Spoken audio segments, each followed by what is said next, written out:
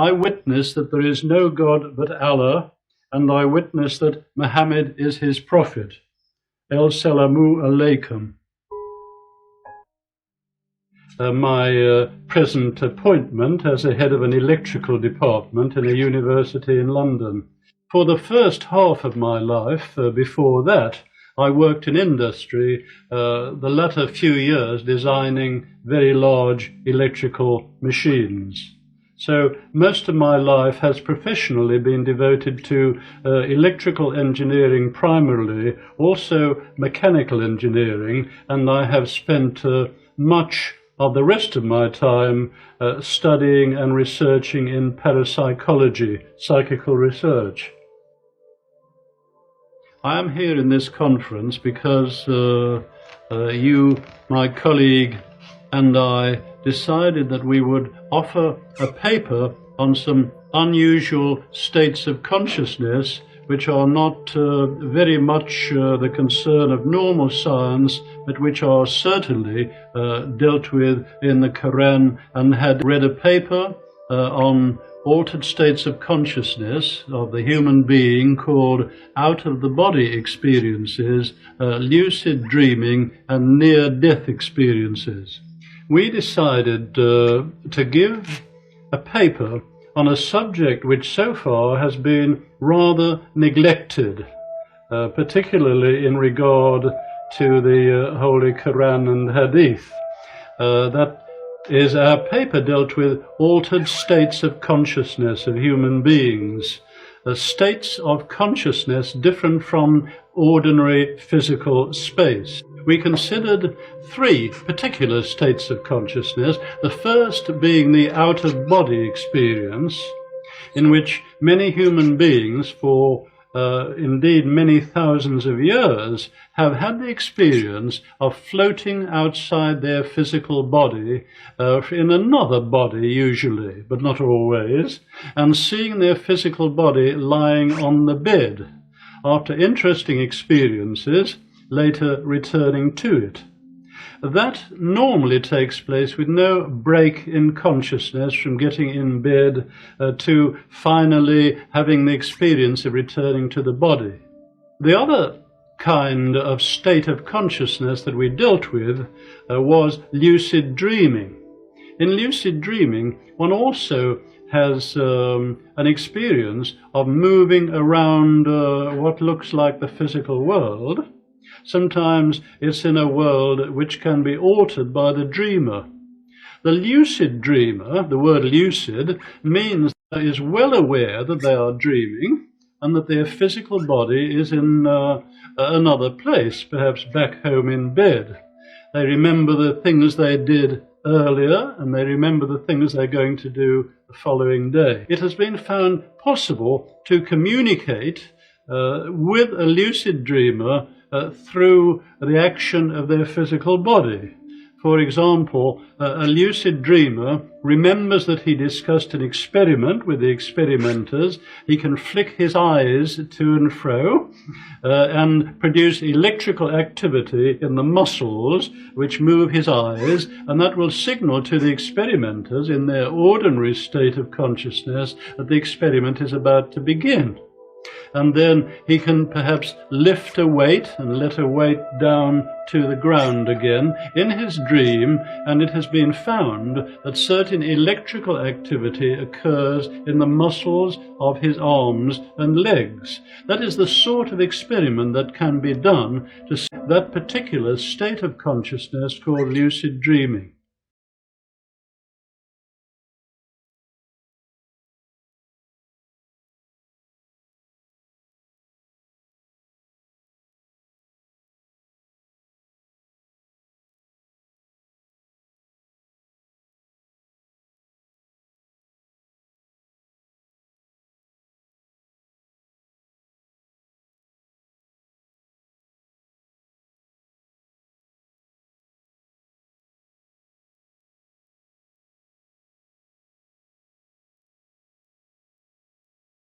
The final of the three states of consciousness we considered in our paper was the near-death experience.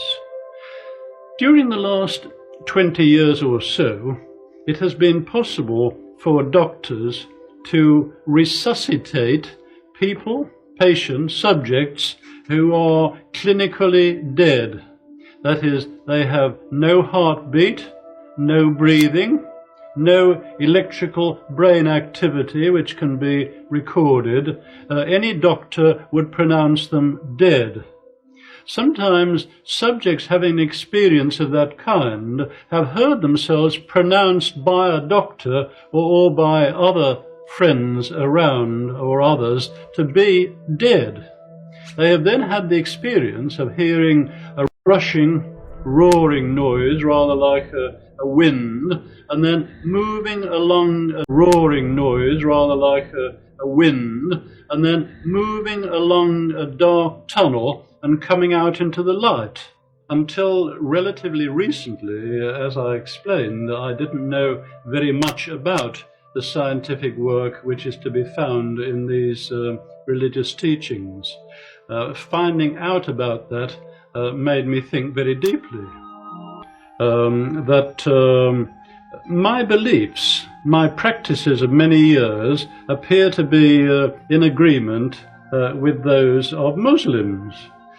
Since birth I have not eaten pork or indeed any other kind of meat. I have always been a vegetarian, and I very early discovered in my life that alcohol was not to my taste, and I have never drunk alcohol. Should I add in addition, I have never smoked cigarettes, which are also damaging.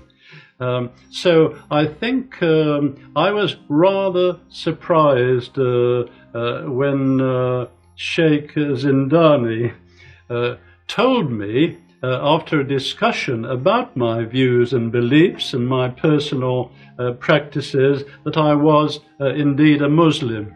And of course, I was only too happy, as I have always been happy, to tell anyone who wishes that these are my views and beliefs. So I have been very happy this week to join the Muslim family of brothers and sisters, and I have been overwhelmed with the joy and the friendship, brotherliness and sisterliness that have been showered upon me. I shall be ever grateful to Allah. Yes, I think the scientific way is the proper way of introducing Islam to the West. Western countries, I'm thinking particularly of my own, the United Kingdom, but this applies also to others, particularly perhaps the United States. Western countries are basically materialistic. People have been educated in our schools to think that science knows all the answers, and anything which does not fit the materialistic scientific picture must be wrong. The current scientific picture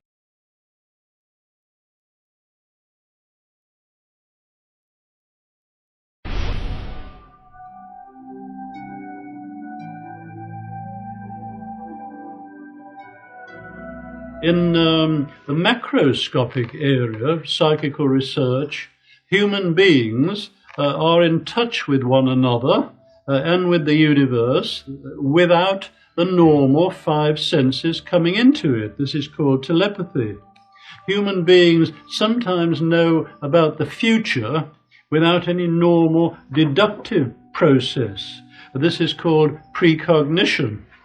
Human beings in full and normal state of health have interesting and unusual states of consciousness in which information about the physical world can be acquired, which is not normally available.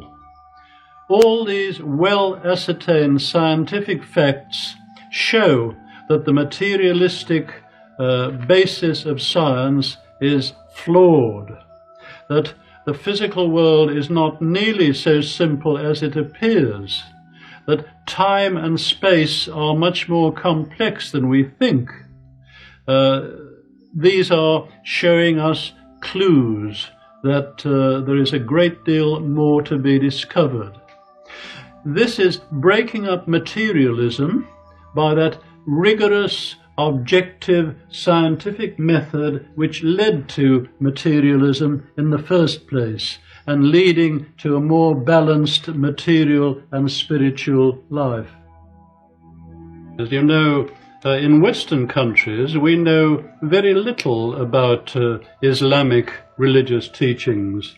The Quran is not very much read, and the Hadith are not read. I think that the Muslim world does not shine its light as much as some of the other religions do in the West. But I was very surprised to learn quite recently of the scientific statements which are to be found in Quran and Hadith. I was very surprised to find that there are these statements about psychical research matters, some of those facts not having been discovered until the years of the present century. As the Quran and Hadith are some 1400 years old, that surprised me very much and made me wonder what the source could be. Muhammad could not have known these facts about human development in the 7th century because most of them were not discovered until the 20th century. Muslims and others are justified in concluding that these facts could only have been revealed to Muhammad